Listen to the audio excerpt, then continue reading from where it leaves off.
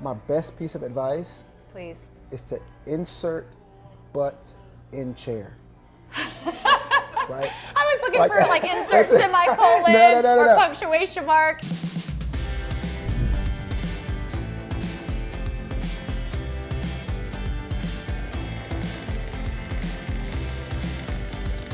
I really love your story because it is a reminder that life isn't linear. It can be whatever you want it to be, and more specifically, whatever you make it to be. So how did you go from Harvard Law School to coaching in the NFL? So the dream was to be governor of Texas. When I came to UT in '97, went to law school, was doing the conveyor belt law firm thing during the summers. And I worked a football camp on a whim with a buddy and loved it. Right? It was the first time that I didn't have to set my alarm clock to get up for 3 straight days. Coaching 6th graders, they couldn't play, I couldn't coach. We were a match made in heaven. I just decided that I needed to do that, right? And so I played football in high school. I was an average athlete. You know, I was much better of a student than a football player, but my parents took me to football games since I was 5, and so the Friday night light kind of vibe was definitely with me throughout my entire time in high school.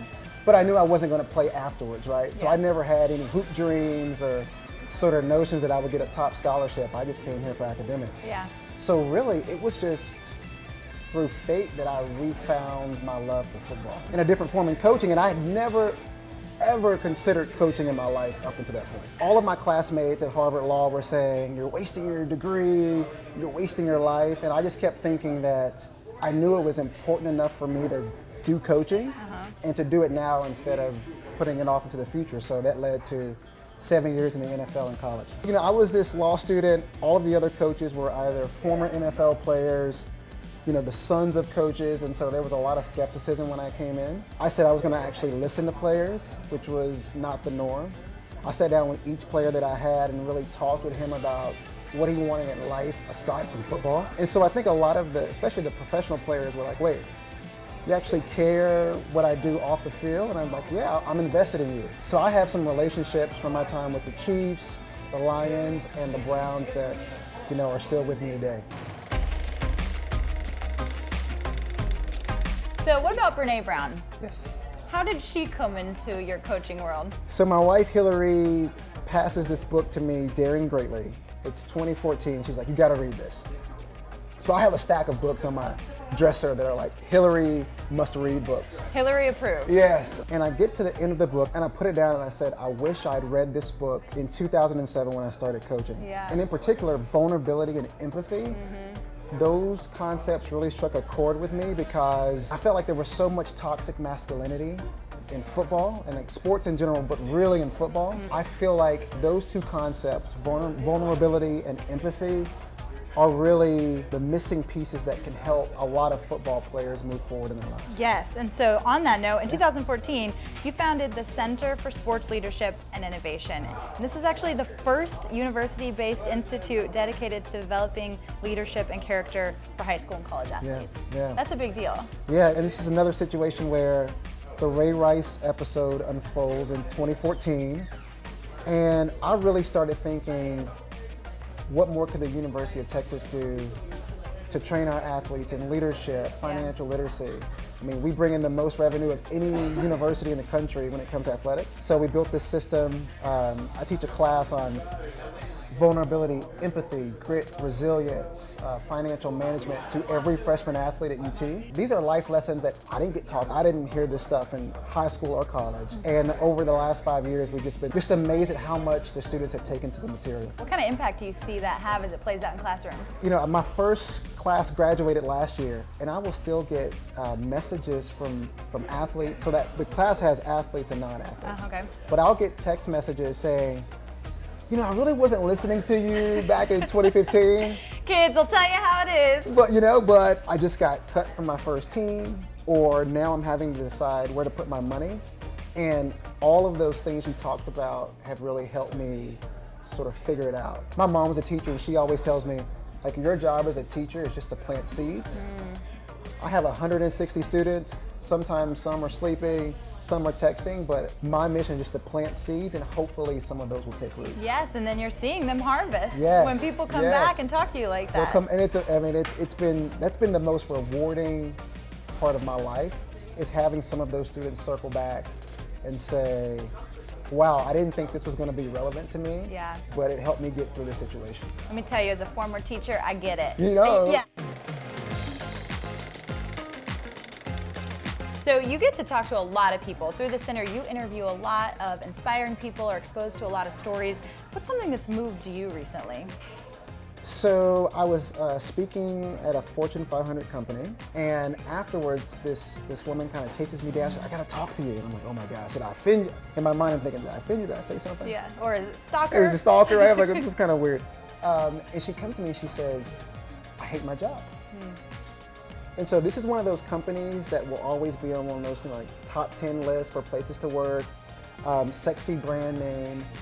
But she had a dream. She really wants to be a chef. You know, in my talk, I talked about my transitions. She's like, well, how did you get the courage to do it? And I said, look, I just did it. Like, I didn't have time for courage. Like, sometimes you just have to hit the go button and hope for the best.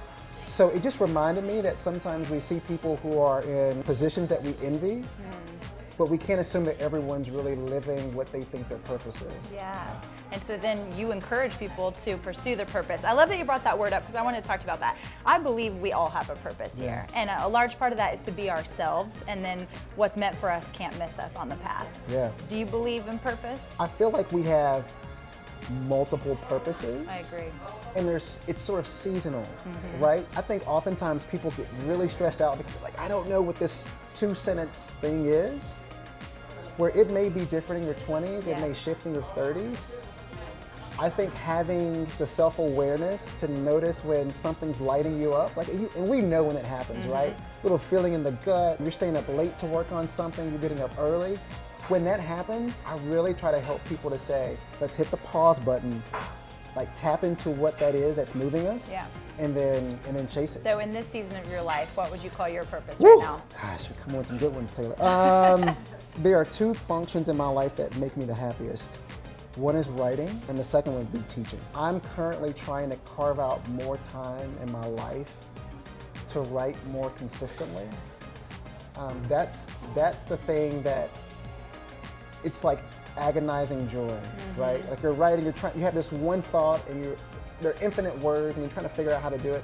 But at the end of a good op-ed or book, there's such a feeling of fulfillment. So. And you are not just an author, you are a best-selling author. What advice would you give someone? I've had a book sitting in my Google Docs for like 6 years now, and every day, or like every week, I kind of revisit, and then I feel stuck, and then how do you go from living Google Doc to paperback book to fruition to best-selling author? My best piece of advice, please, is to insert butt in chair.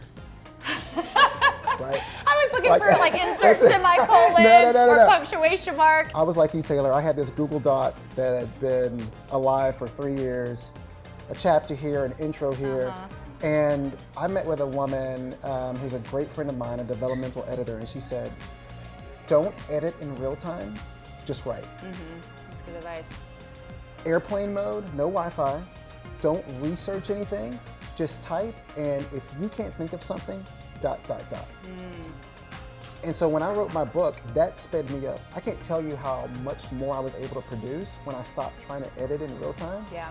Second thing is, you need a consistent time in the same place, and that's what you do. So for me, it was 6 days a week, 4:30 to 6:30, Strange Brew, coffee shop 24/7, airplane mode, type, hoodie on, same chair, same coffee.